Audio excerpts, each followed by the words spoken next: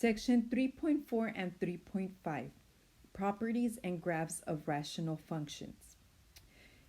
We've already looked at the graph of f of x equals 1 over x.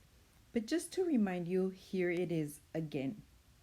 Recall that this graph has a horizontal asymptote at y equals 0 and a vertical asymptote at x equals 0. In this section, we're going to discuss how to find those asymptotes. Also, just note that the rational functions do get a little bit more complicated, and that's why we have to find more information.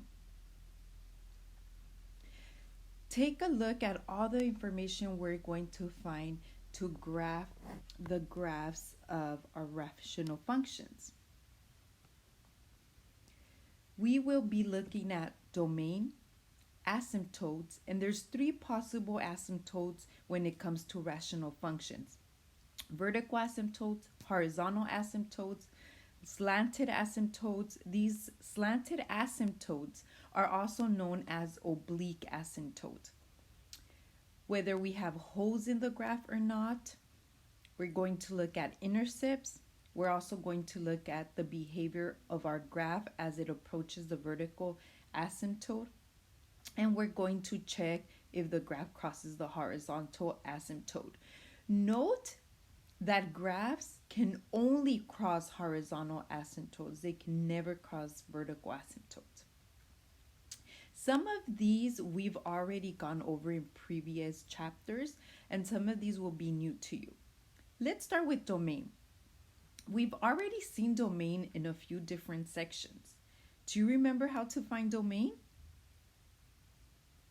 Well, since we're only dealing with rational functions in this section, all you really have to worry about is where the denominator equals 0.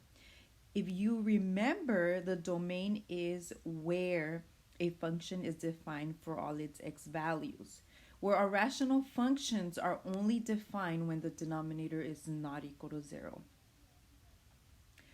For example, take a look at these 2 different functions. How do we find the domain? Do you remember?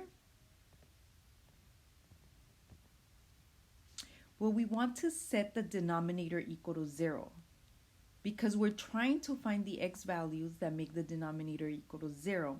And those x values are going to be where our function is undefined. So let's go ahead and solve for 2x minus 1 equals 0. And you should have gotten x equals 1/2.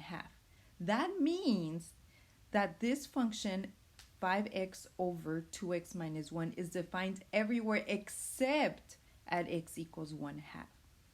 Now we're going to write it in 3 different notations.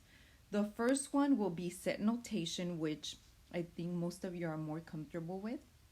And this says that our domain are the set of all x's such that x cannot equal 1/2.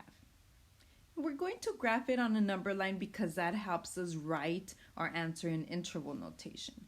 Here's our number line. So I highlighted all the x values that are part of our domain. So as you can see, we highlighted everything except 1/2. And we wrote an open circle there because we cannot define this function at x equals 1/2. And then finally, for interval notation, all we have to do is write parentheses from -infinity to 1/2, and then we write parentheses because 1/2 is not included, union 1/2 to infinity. Now for example B, we're going to do the exact same thing. Set the denominator equal to 0. Since we have a quadratic, now we have to factor. And there's 2 places where our denominator equals 0. X equals 2 and x equals 3.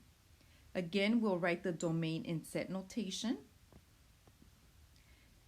So our domain is a set of all x's such that x does not equal 2 and x does not equal 3.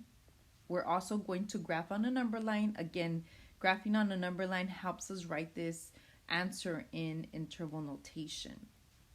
And then finally, we're able to write our answer in interval notation. Please join me in part 2, and we will discover together how to find asymptotes.